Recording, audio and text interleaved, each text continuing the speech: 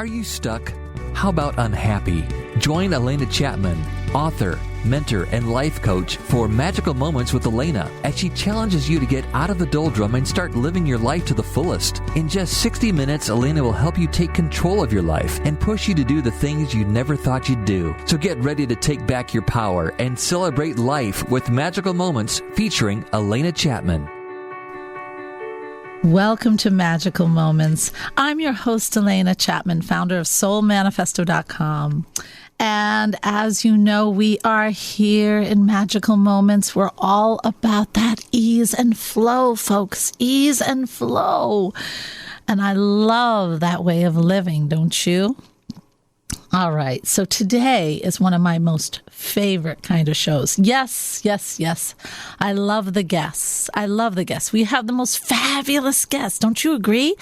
But I love this show because this show we're going to try doing once a month, and it's the Magical Nugget Show.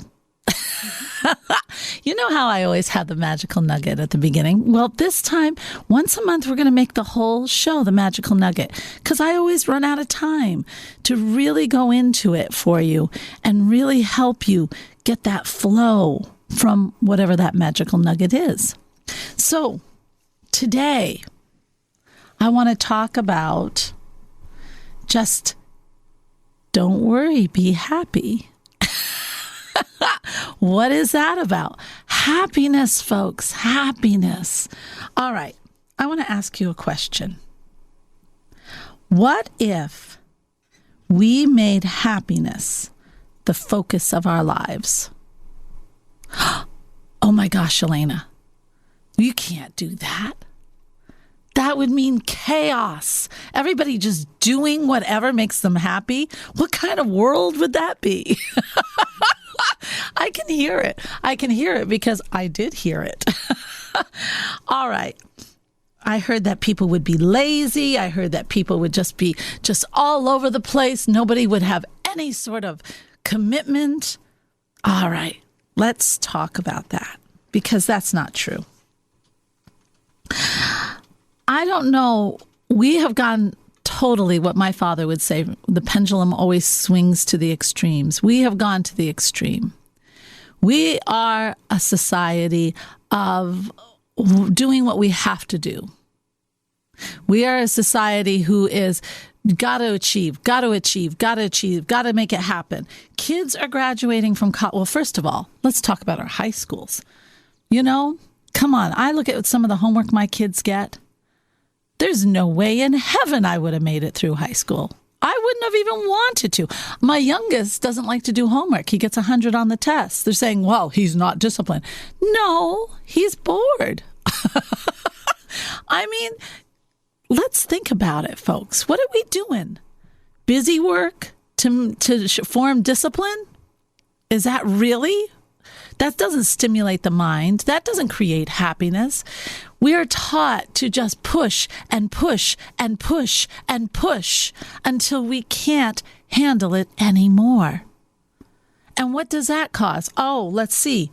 40 million of U.S. adults suffer with anxiety. That's 2020.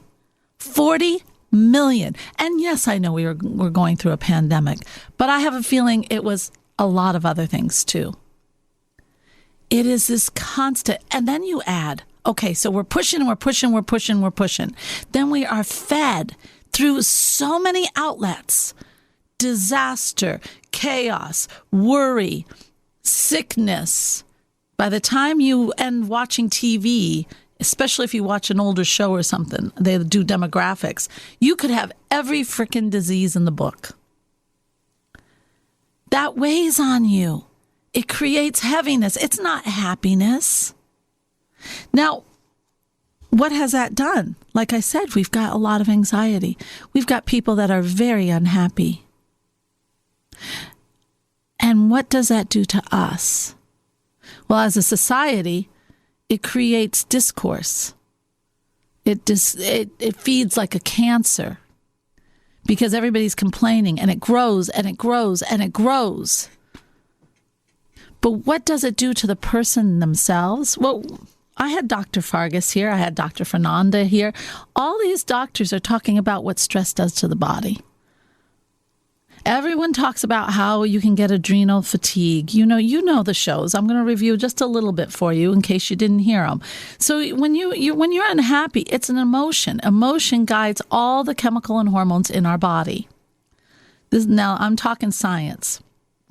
So when you get angry, you get into a fight or flight mode. So you stay in that anger. You wake up with that anger. You remember that you're not forgiving that person that you're mad at. You remember the situation. Then all of a sudden you go into a fight or flight mode. I mean, in all seriousness. And what does that mean? Well, that means you shut off some organs in your body, like the digestive system. Then we wonder why we're having trouble with our digestive system, because we have shut it off, folks. And then we activate our white blood cells to be made. Why do we do that? Because fight or flight. You need that stuff. The heart starts pounding harder. You start to shut off parts of the brain.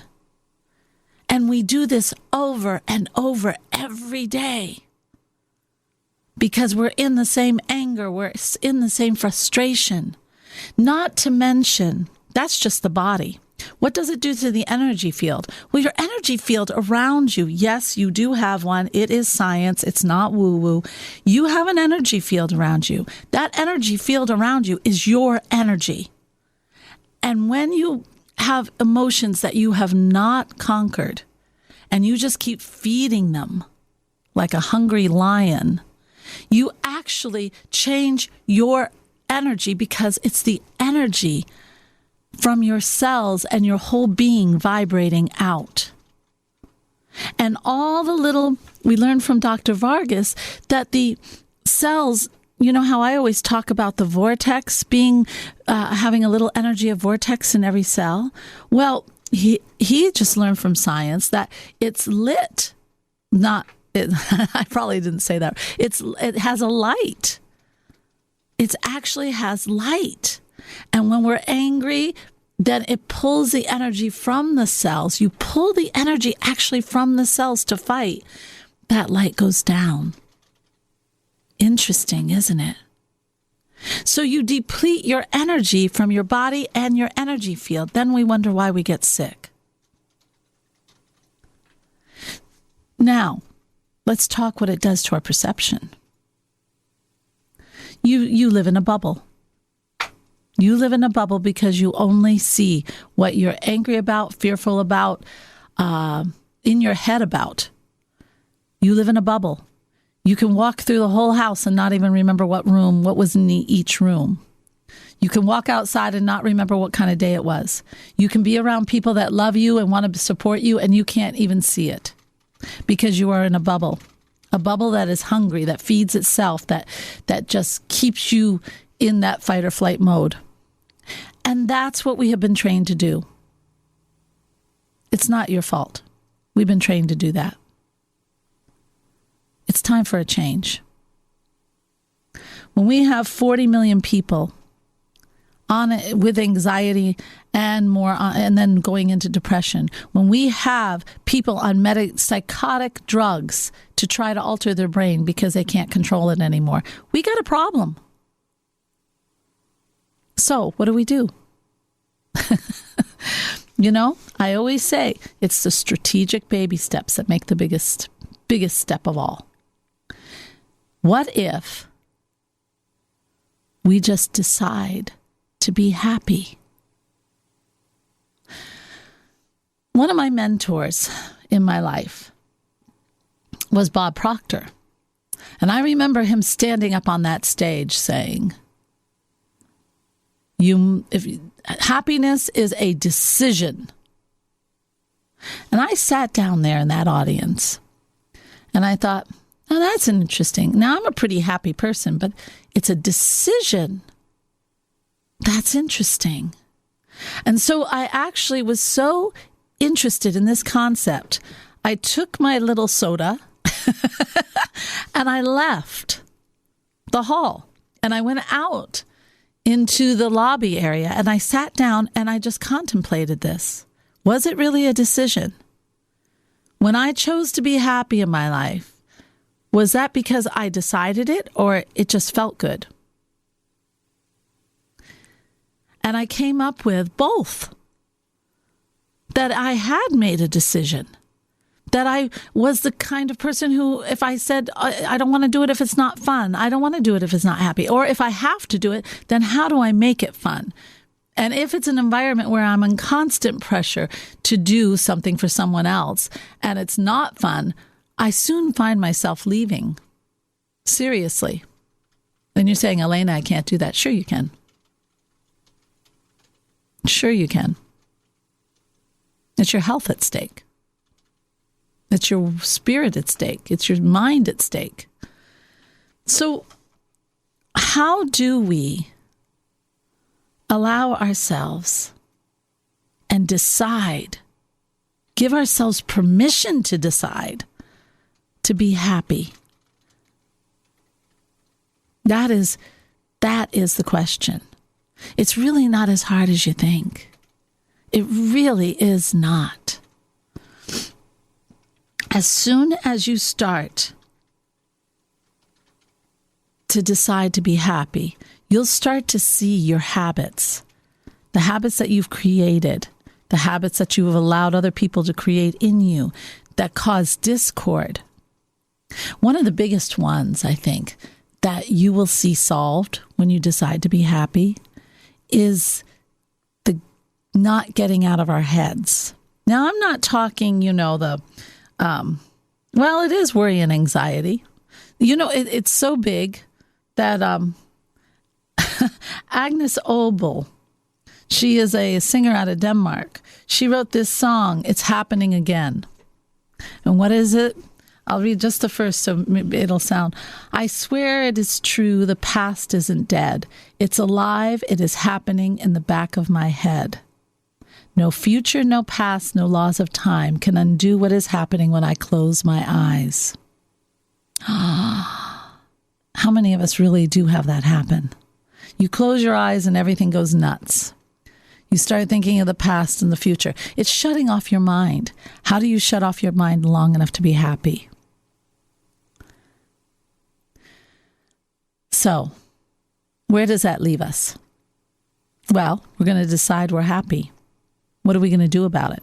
We're going to start creating environments that create our happiness. We're going to break the energy. Now, if you suffer from anxiety or real powerful stuff, the whole key of it is to start before the anxiety hits. Once you are in the anxiety, it's 3 times harder. But so it's filling this environment. Okay, let's use me as an example. That's the best because I know me.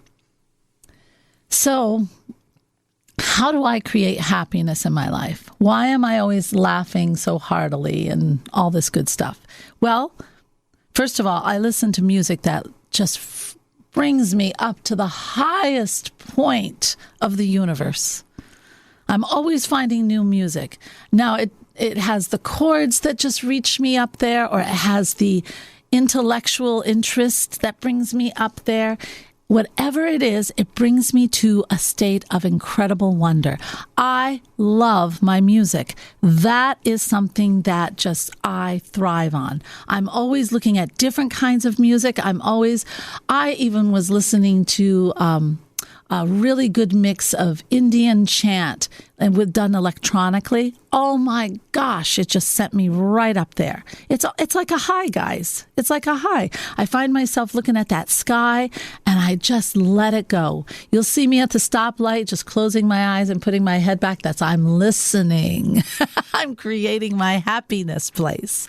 All right. I do little special things. I give my permission to myself to do little special things for me. And one of those is like when I drop my child off at school in the morning, I will get a latte or just a tea and go to a nature spot that I love, a little special one that's very close by that has the water and the birds, and I just listen.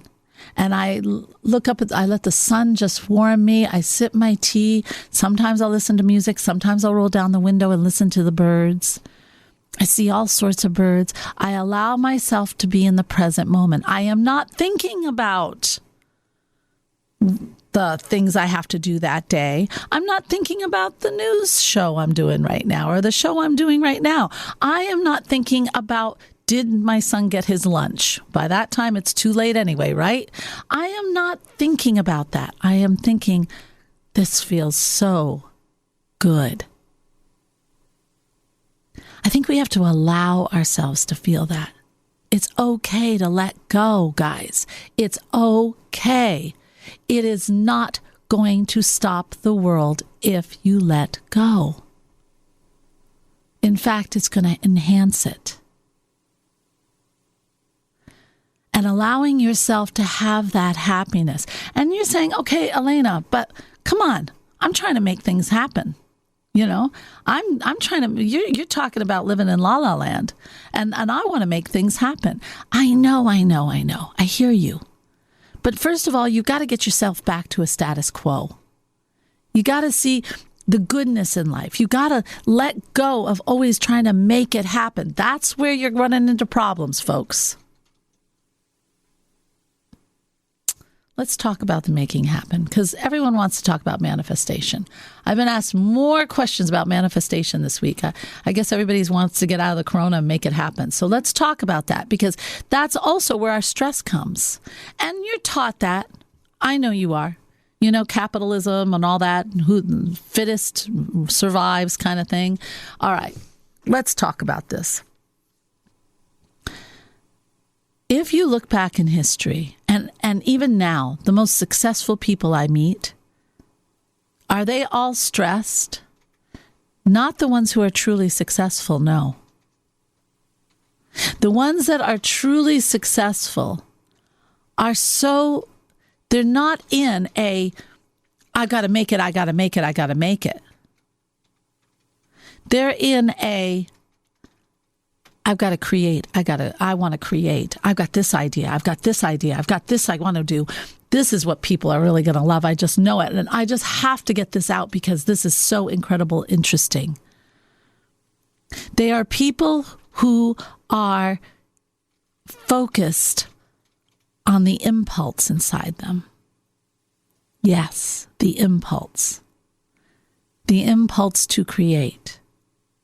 You do not get that feeling of true creation if you are stressed out about making it, beating your head against the glass like a fly. And there's a door right behind you, and it has a big sign on it, and it says, relax and let it happen.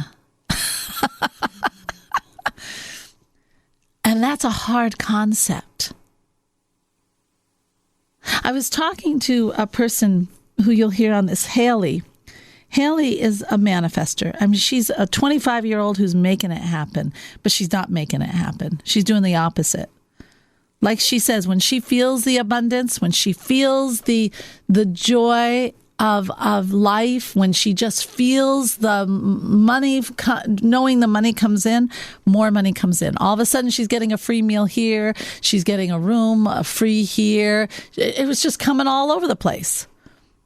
But when she felt like she had to make it happen, do every step, worry about it, not be able to shut her eyes without it just flooding her mind, then nothing was happening.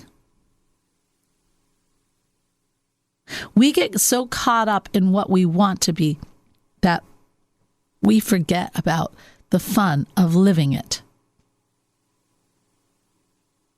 And happiness is having a purpose in life. Happiness is having a reason for being. And that reason can be whatever you want. But this is the thing.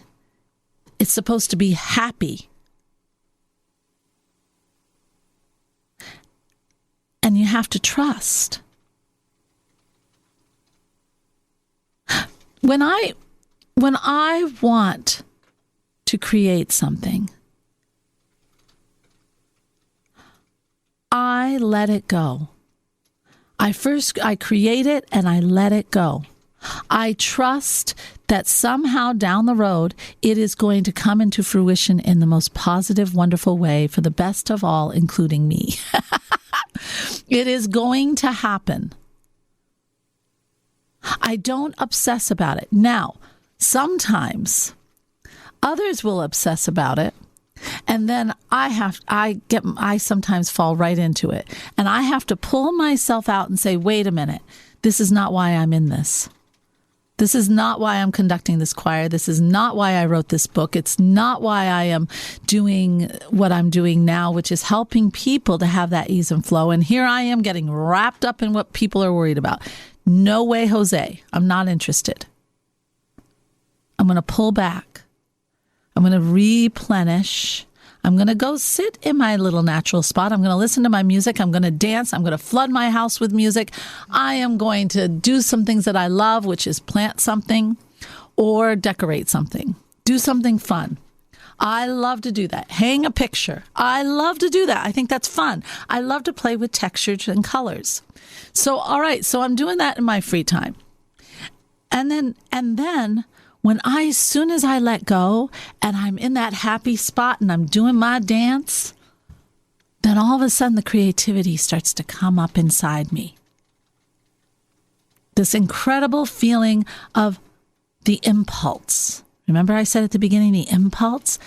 Once I'm happy, I get an impulse.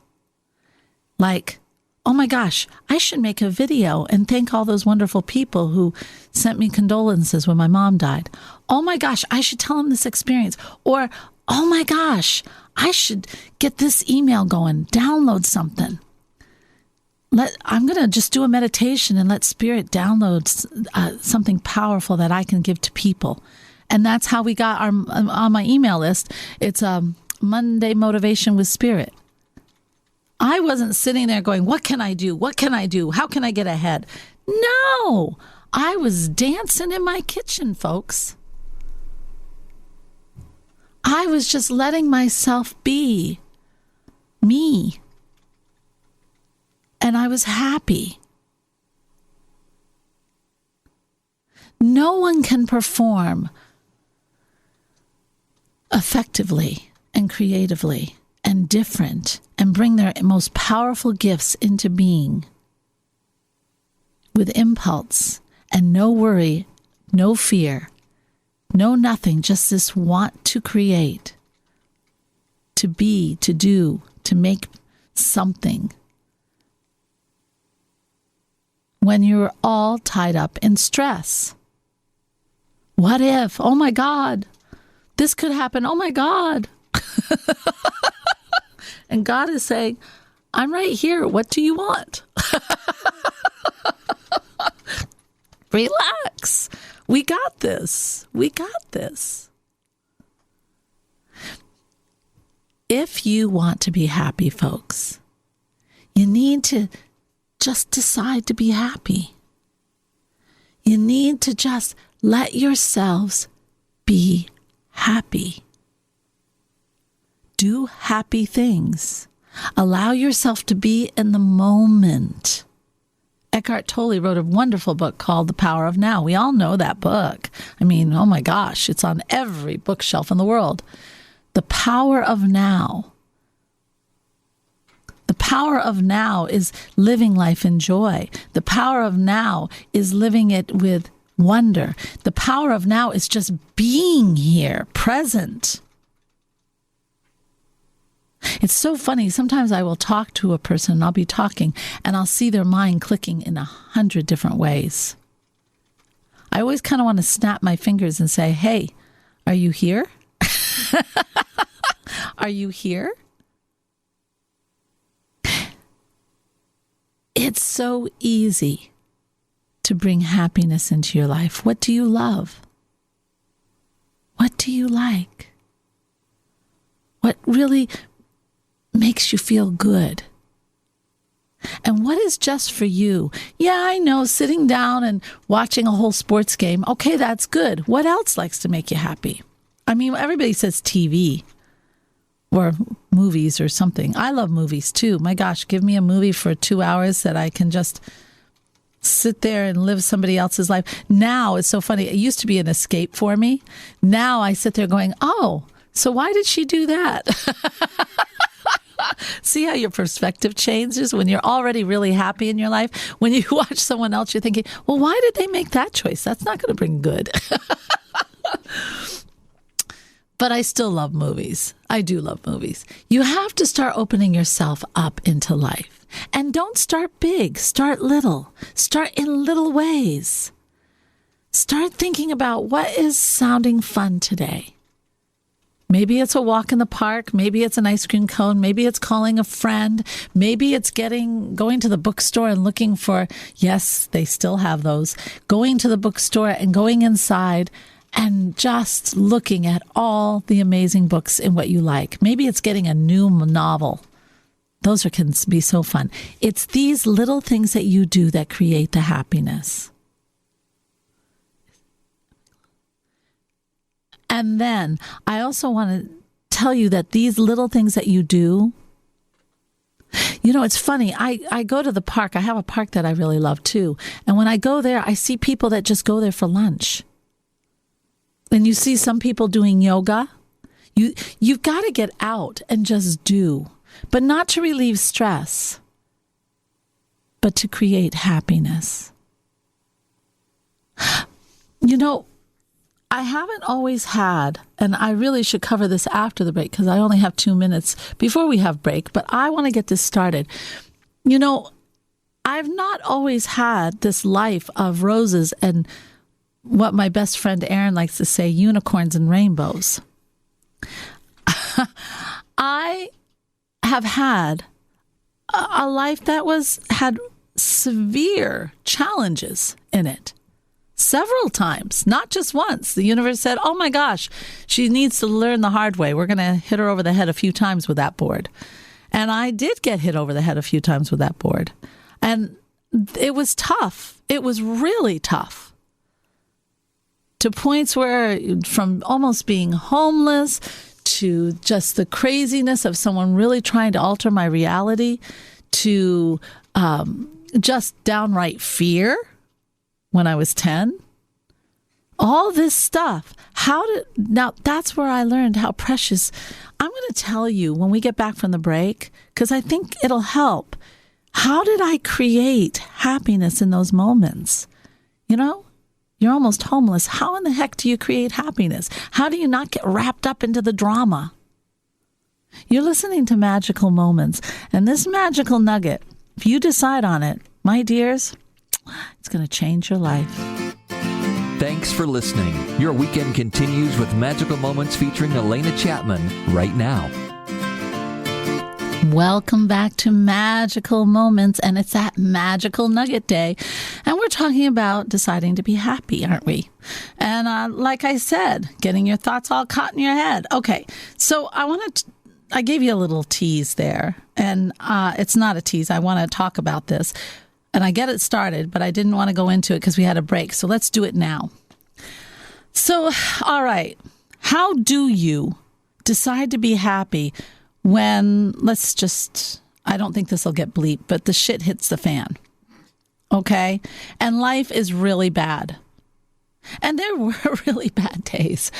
But I'll tell you what, I think I learned the best way, and maybe that's why it stopped happening. Maybe that was the lesson I was supposed to learn all the time. You know what?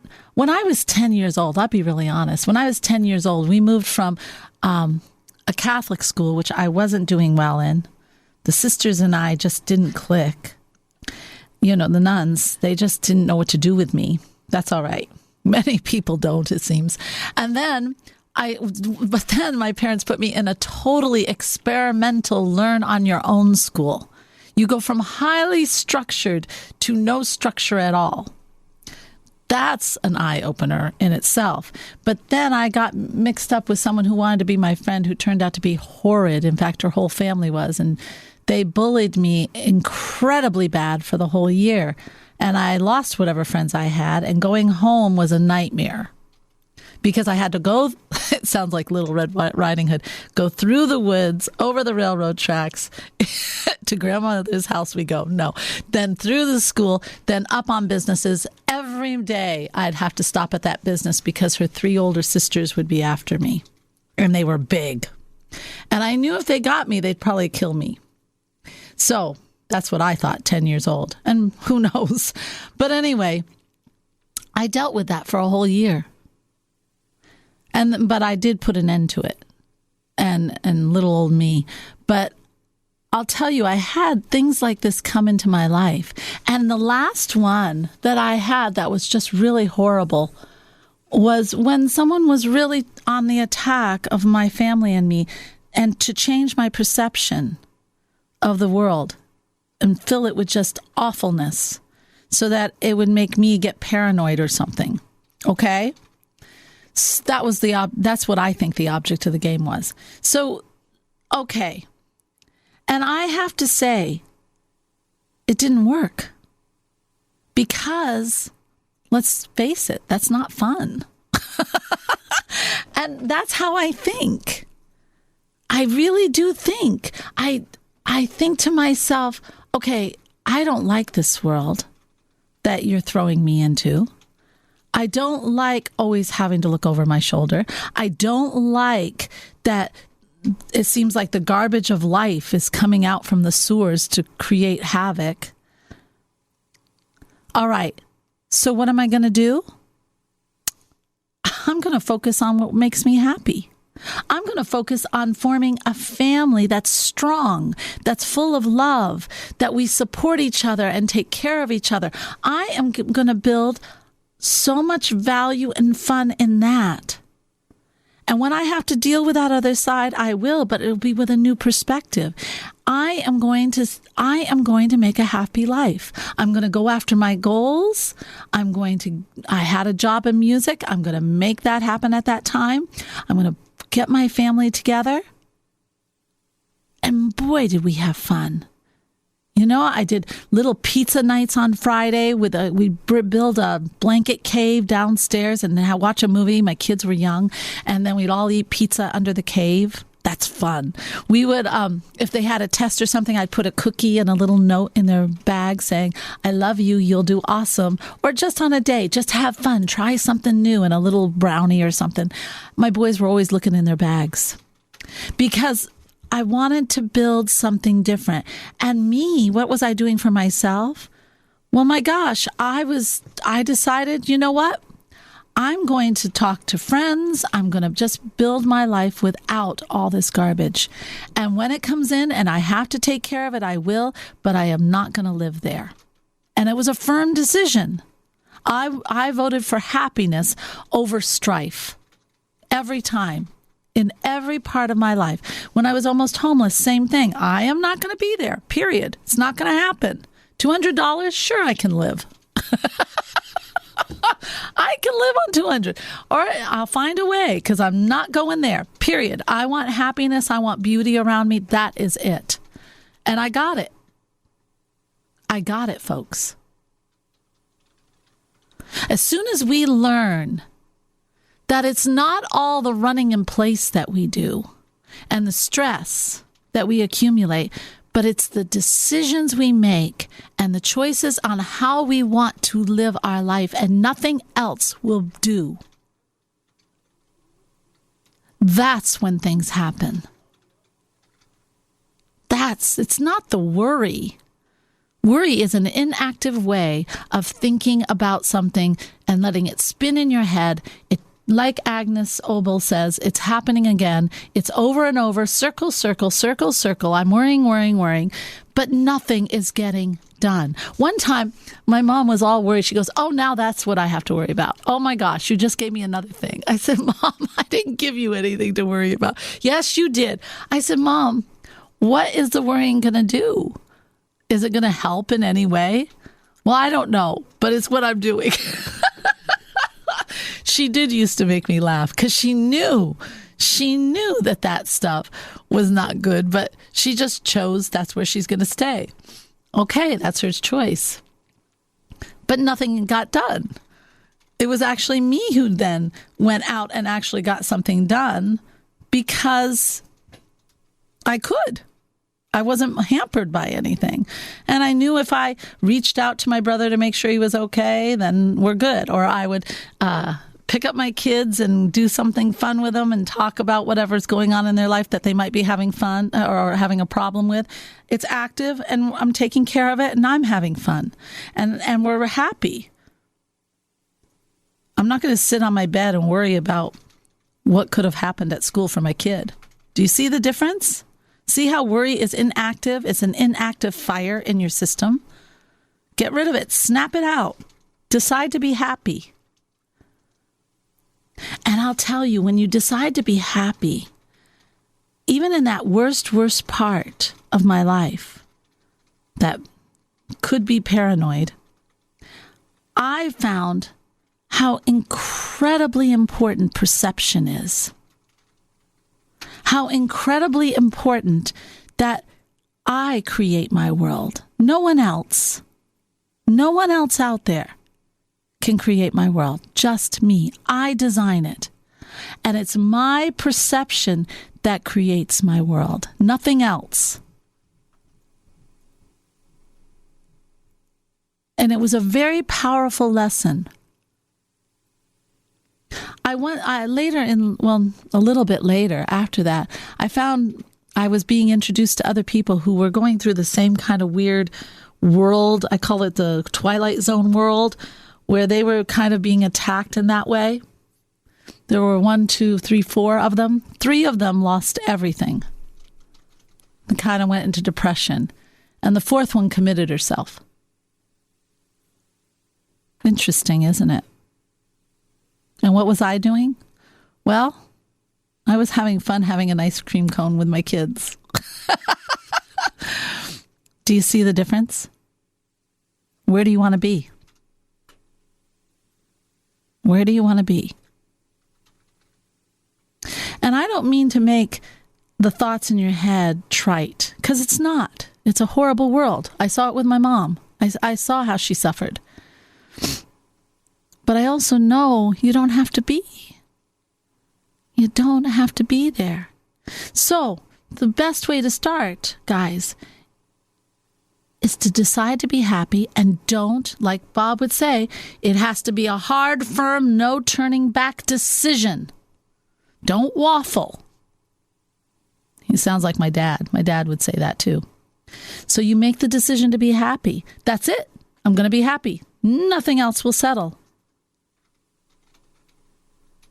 And then you do the things that create a contentment, a happiness. You don't have to be chaotically ecstatic every minute. It's being content. It's having peace that creates happiness. It is taking time to just be with you. It is interacting with everybody and really interacting, really listening, really sharing. It's creating whatever you want to create.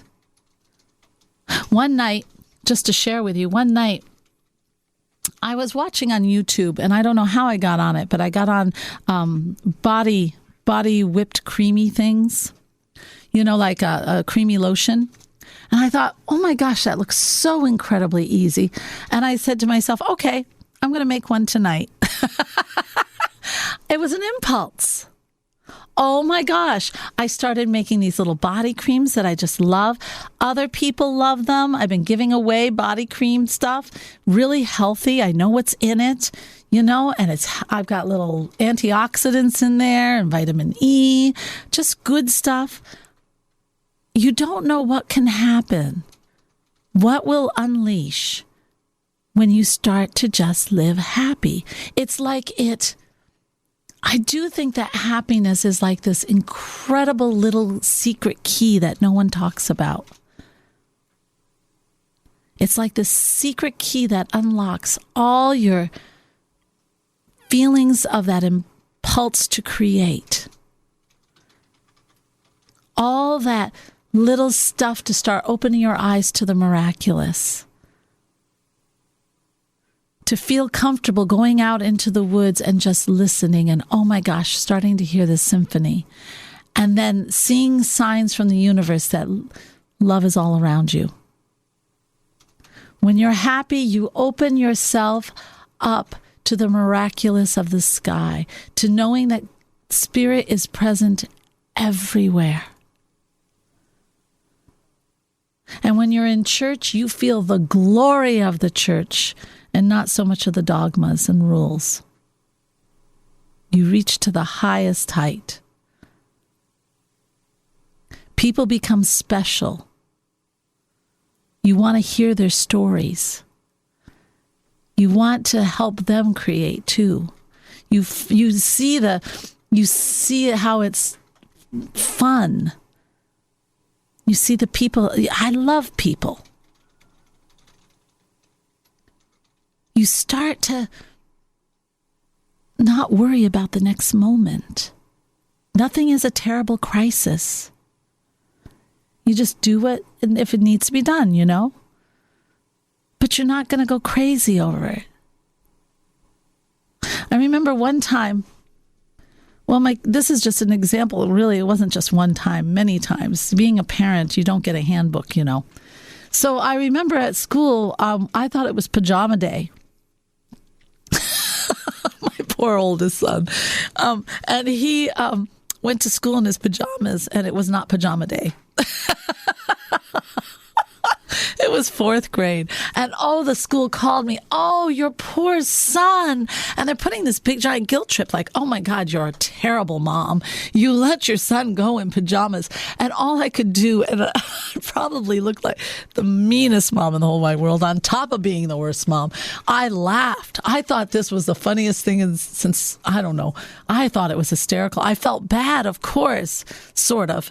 But I really thought this was funny. And I said, well, where is he now? Oh, we have him in a room. Separated from all the other boys. I was like, I said, I'll be right there. And so I went and got him jeans and stuff, and I came right to it. And I still thought it was funny. And I went in, and he's only 9 years old. And I said, hi, honey. And I didn't go, oh, you poor thing. Because, what? Come on, you wore your pajamas to school. It's funny. So I went in and I said, honey, I bet you were a big hit this morning. And he said, yeah, Mom. I said, listen, I think it should have been pajama day. And maybe this will get them to spark and have one very soon. And he goes, I think they should. I said, yeah. And so what did everybody have to say to you? They thought it was great. They wanted pajama day. I said, well, see, you started a fad. And I said, and then we got him dressed. Do you see my not being in that? Life is, oh my God, tragic. We just wore our pajamas to school.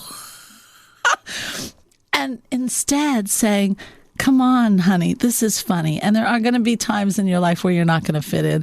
So where's the lemonade? You know, you got served a lemon. Where's your lemonade? And this kid is 21 years old. And he just calls me and says, hey, I was talking to the professor and I mentioned how I wanted to do a research project. And the professor just says, hey, I've got a research team. Do you want to be on it? Just like that. I have a kid that doesn't care. He wore this goofy white hat when I was coming to visit.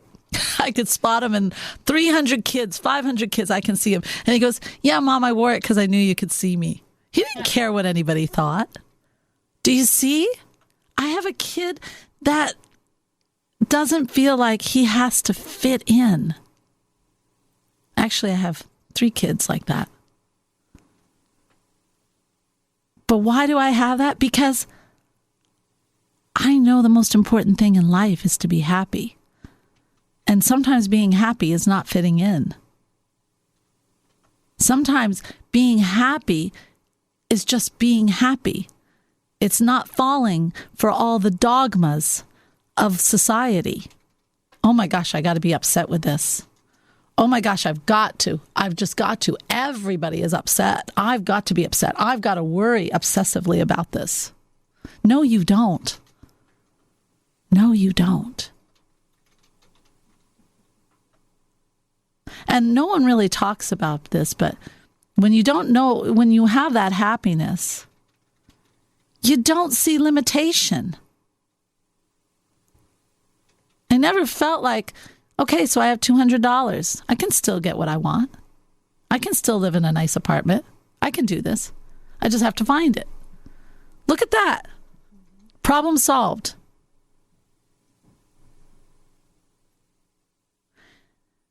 We have to learn that worry and all that anxiety and everything. I don't know. It's a program that we've been sold. And you can return the program. You don't need it. You were sold that program when you were going through school or from parents who had it or whatever. But give it back. You don't need it. Happiness becomes your focus.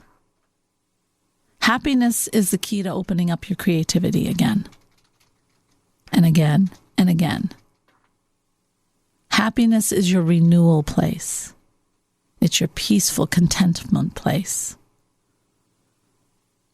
It's the place that you fill. On days when it just seems like everybody is wanting my attention in the business, in my Soul Manifesto business, that's when I'll turn on whatever I want. Sometimes I love turning on books from just way history, the old novel writers. I love that. Jane Austen. Sometimes I'll turn that on, because I'm driving and I'll listen to the audio. I'll turn on things that create an environment around me. You don't have to stay put in all the crap. You don't have to sit in it. So, today, start to look at the happiness in your life. What do you want? What do you want? And I mean to be happy.